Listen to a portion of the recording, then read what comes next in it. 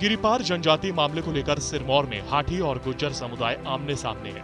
वहीं गिरिपार को जनजातीय क्षेत्र घोषित किए जाने के विरोध में गुर्जर समुदाय के प्रतिनिधियों ने बताया कि गुर्जर समुदाय की तरफ से ये मांग की जा रही है कि गिरिपार इलाके को जनजातीय क्षेत्र का जो दर्जा दिया गया है, सरकार एक बार फिर से इस पर पुनर्विचार करे।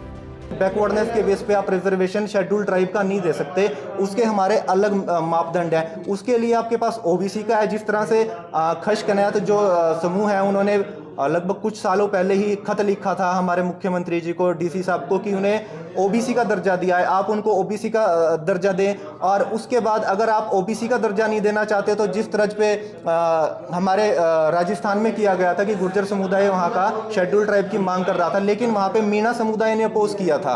तो मीणा समुदाय के अपोज करने के बाद वहाँ पे नई कैटेगरी का निर्माण किया गया, जिसे एमबीसी कहते हैं, most backward classes. Same as it is Haryana में किया गया। तो आप अगर बैकवर्डनेस के आधार पे देना चाहते हैं तो आप उसमें दे दें, कोई उनके लिए नई कैटेगरी बना दे, रिजर्वेशन दे दें, हमें उससे कोई आपत्ति नहीं है। लेकिन अगर हमारे रिजर्वेशन पे बात आती है, उसमें अगर ऐड किए जाते हैं एक्स्ट्रा लोग, तो ऑब्वियसली हमारा जो इक्वल डिस्ट्रीब्यूशन ऑफ रिसोर्सेज है, मैं बार बार कह रहा हूँ, वो नहीं हो पाएगा, जिसकी वजह से हमारे जो राइट्स हैं वो इन्फ्रिंज होंगे। तो मेरा यही कहना है कि कोई अदर कैटेगरी बना के, जिस टाइप से उन्होंने मांग की थी, पहले खुद मांग की थी कि हमें ओबीसी में डाला जाए, तो आप ओबीसी में उनको रखें, हमें उससे कोई ऐतराज़ नहीं है। आप उनको एसबीसी में रखें, एमबीसी में रखें, हमें उस चीज़ से कोई भी ऐतराज़ नहीं है।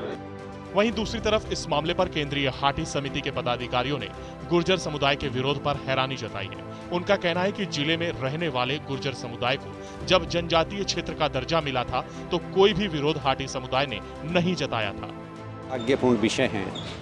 देखो, हमने कभी भी किसी का विरोध नहीं किया, ना हम कभी किसी का विरोध करते हैं। समय समय पर सरकार इस प्रकार की योजनाएं लेके आती है, हर अलग अलग जगह के लिए अलग अलग प्रकार की योजनाएं लेके आती है। और रही बात हमारा संघर्ष तो शर्मा जी 1967 से चलता आ रहा है। अब आप देख सकते हैं कि जौसार बाबर का 1968 से बेनिफिट लेना उन्होंने शुरू कर दिया था। हमने तो उनके लिए कुछ नहीं कहा, हमने तो उनका ये नहीं बताया कि भाई इनका होना चाहिए, इनका क्यों हुआ, हमारा क्यों नहीं हुआ। हम तो सिर्फ अपने इश्यूज़ को लेके सरकार के पास बार बार गए, जब सरकार के साथ जो डिमांड सरकार ने रखी उसके हिसाब से रखी। बता दें कि पिछले करीब 55 सालों से गिरिपार इलाके के लोगों की चली आ रही मांग केंद्र सरकार ने पूरी की है और बीजेपी को उम्मीद है कि आने वाले लोकसभा चुनाव में इसका लाभ मिलेगा। मगर लोकसभा चुनाव से पहले यहाँ दो समुदाय आमने सामने हैं। बीजेपी को अब लोकसभा चुनाव में इसका लाभ मिलता है या नुकसान, ये देखने वाली बात होगी। नाहन से सतीश वर्मा, सूर्या समाचार।